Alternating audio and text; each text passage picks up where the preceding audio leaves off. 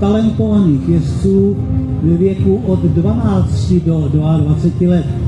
Právě tato mladistvá energie a nadšení dávají skupině výhodu nad ostatními. Navzdory nízkému věku dosáhl tento tým již mimořádných úspěchů, neboť včetně prestižního vystoupení v O2 aréně při Global Champions, nebo také tento úspěch je jedním z mnoha důkazů a odhodlanosti.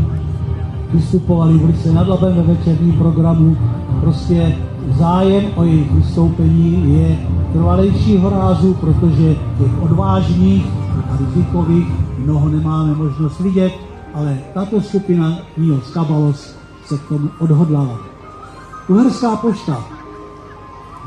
To je tradiční jezdecká disciplína, která pochází z Maďarska. A Maďaři jsou v ní vynikající. Nejenom 2 koně, ale i 5 koní, 8 koní, 12 koní.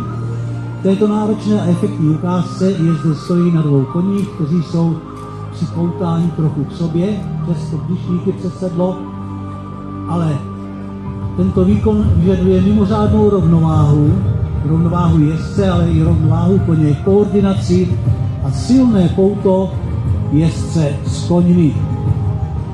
Původně byla uherská jízda také využívána k rychlému doručování pošty a zpráv. Nevím, proč tak náročným způsobem, ale že byla rychlá, to nám Níos Kabalos předvedou i v této ukázce.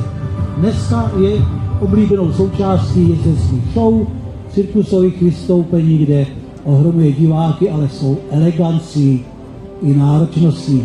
A představuje se v ní dvojice Veronika Vildová s koňmi Denny a Alaus a Matěj Vlasák s koňmi Felino a Sueño.